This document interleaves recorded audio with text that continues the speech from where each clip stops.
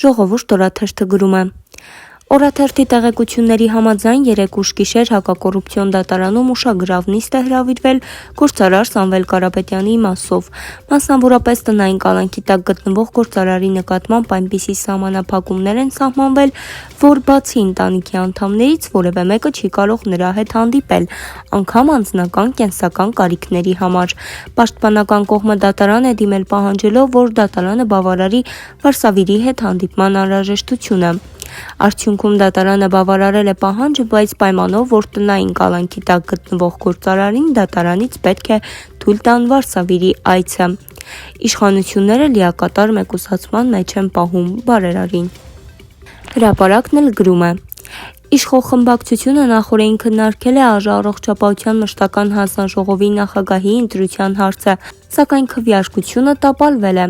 Հիշեցնենք, որ Իբսի Մեհունյանյանին պարտադրված հրաժարականից հետո այդ տեղի համար առաջադրվել է 2 թեկնածու՝ պետաիրավականի անդամ Տրթա Սարգսյանը եւ առողջապահության հանձնաժողովի անդամ Վանիկ Օհանյանը։ Թեպետ քվեարկության արդյունքում Վանաձորցի Օհանյանը Տրթա Սարգսյանից շատ ձայն է հավաքել, սակայն կուսակցության կանոնադրության համաձայն չի ստացել քվեարկողների մեծամասնության քվեն, այսինքն շատերը չեն էլ մասնակցել քվեարկությանը, իսկ քիչ թվով պատգամավորներ են մասնակցել, քանի որ մեծ մասն արդեն ճամպրուկային տրամադրությունների մեջ է։ Ըստ ամենայնի կհայտարարվեն հանձնաժողովի նախագահի նոր ընտրություններ եւ նոր թեկնածուներ կառաջադրվեն կամ կինքնաառաջադրվեն։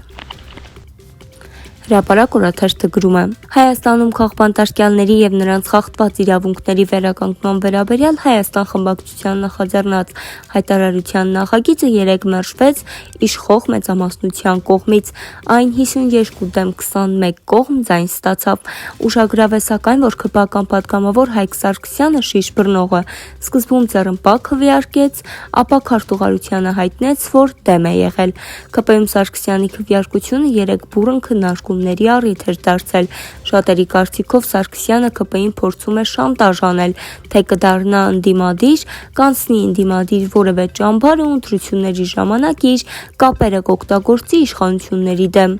Հիշեցնենք, որ ԿՊ վարչությունը մերժել է Սարգսյանին եւ չի գրանցել պատգամավորության թեկնածու, իսկ օրեր անց Փաշինյանն ուղիղ տեքստով ակնարկեց, որ մերժման հիմքում ընկած են եղել կոռուպցիոն պատմություններ, որ դրանց հրապարակումը չի բխում պարոն Սարգսյանի շահերից, ինչը պատգամավորը մի քանի օր անց հերքեց։ Ավելին իմանալու համար հետևեք Օրագիր Նյուզին։